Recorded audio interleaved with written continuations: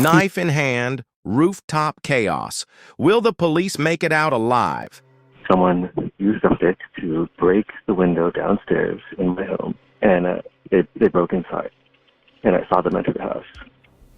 Officers Eureka Monroe and Frank Chenois were dispatched to a 603, a person breaking in, call for service at 0927 hours.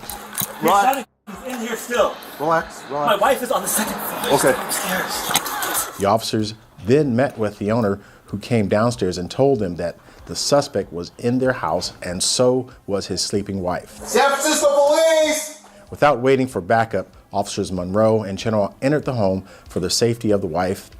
They drew their firearms and tactically performed a sweep of the 4-story house. Well, it looks like someone may have broken into your house and they may still be here. Oh my God, seriously? Yes. So your husband's outside. Please step out for me, please. Oh my God, okay. All right. They found the spouse sleeping on the second floor.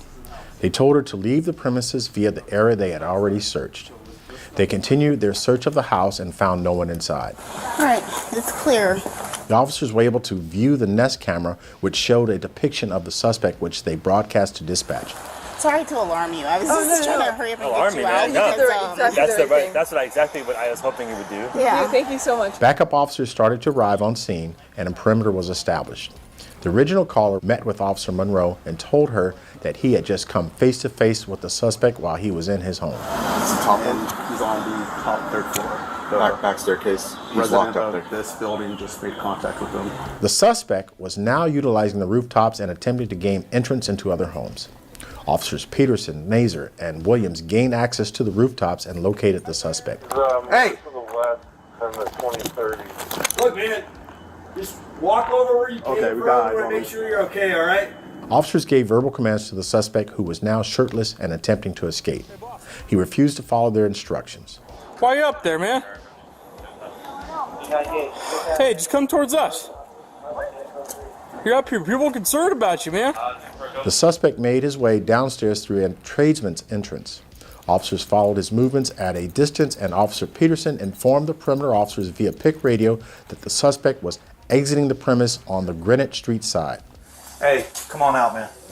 Come on, I got him. Come on out, man. Hey, come on out, man. Come on out. Let's put an end to this. There's people right there. He's coming out the front garage on the Greenwich. The suspect was shirtless, and no one observed him with any weapons. The suspect exited the building onto the sidewalk, where he came face-to-face with Officer Chen towards him, and he immediately raised his right hand above his head, where he now held a knife. The suspect slashed downward with the knife at Officer Chenois. Officer Chenois' quick reflexes allowed him to avoid being stabbed by moving out of the way.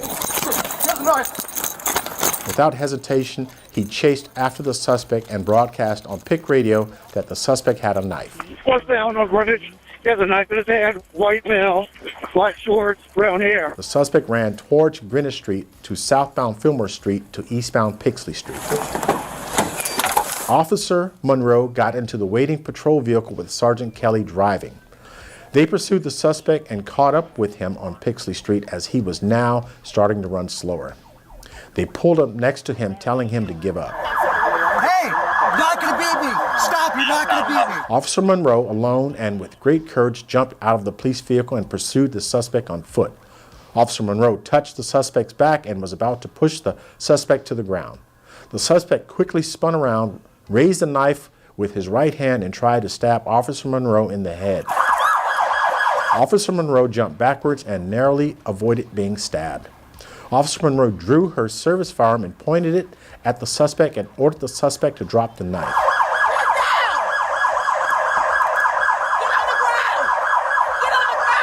The suspect dropped the knife and fled eastbound on Greenwich Street. He was quickly tackled by 2 firemen and Officer Gala, who took the suspect into custody. Attempted murder of a police officer. Officers Monroe and Chenois knowingly put themselves in danger beyond the expectations of a normal officer.